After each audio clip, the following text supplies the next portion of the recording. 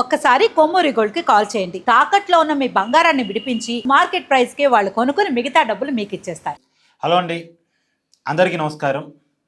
బీహార్ ముఖ్యమంత్రి నితీష్ కుమార్ తన పదవికి రాజీనామా చేయబోతున్నారు. ఆయన రాజ్యసభకు వెళ్ళబోతున్నారు. ఆయన ప్లేస్లో ముఖ్యమంత్రి కుర్చీని బీజేపీ తీసుకోబోతుంది. మొన్న రీసెంట్గా జరిగినటువంటి బీహార్ సార్వత్రిక ఎన్నికల్లో బీజేపీ అతిపెద్ద పార్టీగా అవతరించింది. అయినప్పటికీ కూడా పొత్తు చర్చల్లో భాగంగా, పొత్తు అంగీకారంలో భాగంగా సీఎం పదవిని జేడీయూ నేత నితీష్ కుమార్కి అప్పచెప్పారు. జేడీయూ ఎన్డీఏ కూటమిలో ఒక కీలక భాగస్వామి.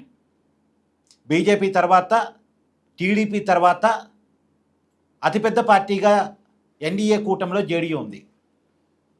జేడీయూ చాలా సుదీర్ఘకాలంగా బీజేపీతో పొత్తులో ఉంటూ ఉంది. సరే, మధ్యలో మళ్ళా పొత్తు నుంచి విడిపోయి మళ్ళా పొత్తులోకి వచ్చి ఇప్పుడు బీహార్ సీఎంగా నితీష్ కుమార్ చరిత్ర చూస్తే ఆయన విచిత్రంగా ఉంటుందండి. ఆయన ముఖ్యమంత్రి కావటం కోసం ఒకసారి మహాగఠబంధన్తో అంటే కాంగ్రెస్ తోటి, జేడీయూ తోటి జట్టు కడతారు, ఇంకోసారి బీజేపీతో జట్టు కడతారు. ఇటు నుంచి అటు, అటు నుంచి ఇటు, ఆ కూటమి నుంచి ఈ కూటమిలోకి, ఈ కూటమి నుంచి ఆ కూటమిలోకి మారుతూ ఉంటారు. అంతిమంగా ముఖ్యమంత్రి కుర్చీలో నితీషే కూర్చుంటూ ఉంటారు. ముఖ్యమంత్రి పదవికి గమ్మేసుకొని అతికించుకున్నారనేటువంటి పేరు ఆయనకు ఉంటుంది. కానీ ఈసారి మాత్రం ఆయన ముఖ్యమంత్రి పదవిని వదిలిపెట్టబోతున్నారు. నితీష్ కుమార్ ముఖ్యమంత్రి పదవిని వదిలిపెట్టడం అనేది కీలక పరిణామం. ముఖ్యమంత్రి పదవికి అయస్కాంతం వేసుకొని గమ్మేసుకొని అతికించుకొని కూర్చున్నారు అనే పేరు ఉన్నటువంటి నితీష్ కుమార్ ముఖ్యమంత్రి పదవిని వదిలిపెట్టి రాజ్యసభకి వెళ్ళి ఆ సీఎం సీట్ని బీజేపీకి వదిలిపెడుతున్నారు అనేది ఒక కీలక పరిణామం. కాకపోతే ఇక్కడ నితీష్ కుమార్కి కూడా లాభం జరగబోతోంది.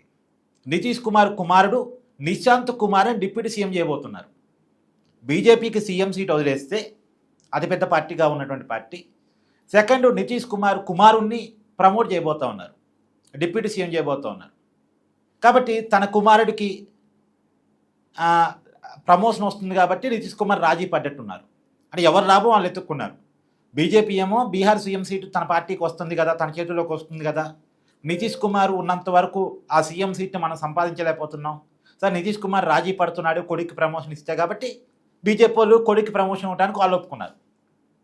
నితీష్ కుమార్ అని తన కొడుకు ప్రమోషన్ వస్తుంది కదా, సీఎం సీట్ పోయినా ఇక నా తర్వాత నా కొడుకు నేను ఎలివేట్ చేసుకోవాలి కదా, ముందుగా డిప్యూటీ సీఎం చేద్దాం, తర్వాత సీఎంగా కూడా తీర్చిద్దాం, నాకు ఓపిక ఉన్నప్పుడే, నేను పొలిటికల్గా యాక్టివ్ ఉన్నప్పుడే, నా చరిస్మా ఉన్నప్పుడే నా కొడుక్కి పొలిటికల్ లైఫ్ కల్పిద్దామని నితీష్ కుమార్ యొక్క ఆలోచన కావచ్చు.